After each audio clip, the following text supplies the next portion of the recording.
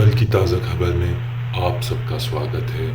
खबरें आज की नहीं पर कल की। नेशनल एग्जामिनेशन अथॉरिटी ने छात्रों की सुविधा के लिए नई ट्रांसपेरेंसी पॉलिसी लॉन्च की है। अब क्वेश्चन पेपर, आंसर की और फाइनल रिजल्ट तीनों एक साथ लीक किए जाएंगे ताकि सभी कैंडिडेट्स को इक्वल अपॉर्चुनिटी मिल सके।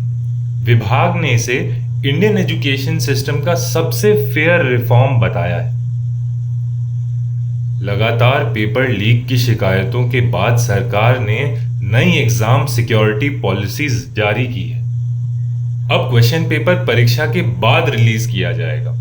अधिकारियों का कहना है कि इससे पेपर लीक की संभावना जीरो हो जाएगी और ट्रांसपेरेंसी भी बनी रहेगी। छात्रों से इसे हिस्टोरिक रिफॉर्म के रूप में स्वीकार करने की अपील की गई है। कार्मिक मंत्रालय ने नेशनल अकाउंटेबिलिटी म्यूजियम का उद्घाटन किया। म्यूजियम में पिछले 50 वर्षों में किसी सीनियर ऑफिसर द्वारा स्वीकार की गई गलती की खोज अभी भी जारी है। फिलहाल मेन गैलरी खाली है, इसलिए विजिटर्स से रिक्वेस्ट की गई है कि वे अगली जनरेशन के साथ दोबारा आएं। कई मंत्रालयों ने अकाउंटेबिलिटी आसान बनाने के लिए नया नेशनल ब्लेम पोर्टल लॉन्च किया है। अब किसी भी विभाग की गलती सीधे सिस्टम के अकाउंट में ट्रांसफर कर दी जाएगी। अधिकारियों ने बताया कि सिस्टम की कोई परमानेंट पोस्टिंग नहीं होती, इसलिए उसके खिलाफ डिपार्टमेंटल एक्शन संभव नहीं है। संसद ने national public memory management bill pass कर दिया है। इसके तहत किसी भी scam, paper leak, public insult या एडमिनिस्ट्रेटिव फेलियर को 30 दिन बाद स्वतः आर्काइव्ड इशू माना जाएगा। सरकार का कहना है कि पुरानी घटनाओं को लगातार याद रखना देश के कलेक्टिव मेंटल वेलनेस के लिए ठीक नहीं है।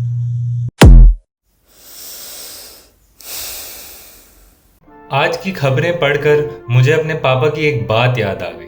वो कहते थे, बेटा अगर परीक्षा में पास होना है तो मेहनत करना। उस जमाने में उन्हें क्या पता था कि एक दिन ऐसा भी आएगा जब मेहनत करने से पहले ये पता करना पड़ेगा कि क्वेश्चन पेपर किसके पास है। अब तो सिस्टम भी बड़ा मॉडर्न हो गया है। पहले गलती छिपाई जाती थी, अब उसका नोटिफिकेशन जारी होता है, पॉलिसी बनती है, कमेटी बैठती है, पोर्टल लॉन्च होता है, फिर बताया जाता है कि देखिए ट्रांसपेरेंसी आ गई है। ट्रांसपेरेंसी भी बड़ी अजीब चीज है। पहले सच दिखाई देता था, अब प्रोसेस दिखाई देता है। सच बीच में कहीं लोडिंग पर अटक जाता है। और अकाउंटेबिलिटी, उसका तो म्यूजियम खुल गया है। सुना है मेन गैलरी अभी भी खाली है। अजीब बात है। हमारे यहां गलती होना कभी चिंता की बात नहीं रही। सबसे बड़ी चिंता की बात हमेशा यही रही कि कहीं कोई गलती मान न ले, क्योंकि जिस दिन गलती मान ली उस दिन कुर्सी छोटी पड़ जाती है और जिम्मेदारी बड़ी हो जाती है। हमारी सरकार का हिसाब इस बार थोड़ा गड़बड़ा गया। उन्हें लगा कि धरना, जुलूस, विद्रोह, क्रांति, ये सब तो विपक्ष की सरकार में हुआ करता था। हमने तो जनता को राम मंदिर बनवाकर दिया है, हमारे खिलाफ भला कोई क्या आवाज उठाएगा। क्या कहा, ये बच्चे जिनके भविष्य की नैया सोशल मीडिया के समंदर में हिचकोले खा रही है।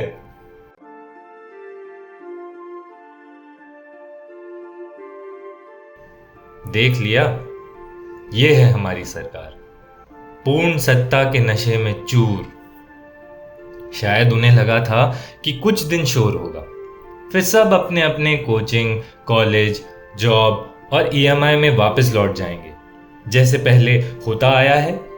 मगर सरकार भूल गई कि बच्चे सिर्फ एग्जाम की तैयारी नहीं करते, वे अपने हक की भाषा बखूबी जानते हैं। आगे बढ़ा तो एक और खबर पड़ी। 30 दिन बाद हर स्कैम, हर पेपर लीक, हर पब्लिक इंसल्ट आर्काइव्ड इशू।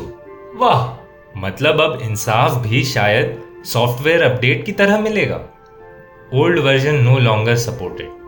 पहले मुझे गुस्सा आया, फिर अचानक उन लाखों लड़के लड़कियों का ख्याल आया जो महीनों से कोचिंग की कुर्सियों पर बैठे थे, जिन्होंने अपने माँ बाप की उम्मीदें ईएमआई की तरह हर महीने चुकाई थी, जिन्हें बार बार यही समझाया गया कि चुप रहो, ऐसा तो चलता ही आया है। लेकिन इस बार शायद पहली बार चलता हुआ सिस्टम रुक गया और खड़े हुए बच्चे चल पड़े। सिस्टम को यही बात शायद सबसे ज्यादा डराती है। आंदोलन नहीं, युवा नहीं, सवाल। क्योंकि सवाल पूछने का सबसे बड़ा खतरा यह नहीं होता कि उसका जवाब देना पड़ेगा। उसका सबसे बड़ा खतरा यह होता है कि एक सवाल के उठने के बाद जनता को दिए गए पुराने सभी जवाब बेबुनियाद हो जाते हैं। शायद यही आज की सबसे अच्छी खबर है। अगर जिंदा हो तो सब्र करो और साथ ही साथ शुक्र करो।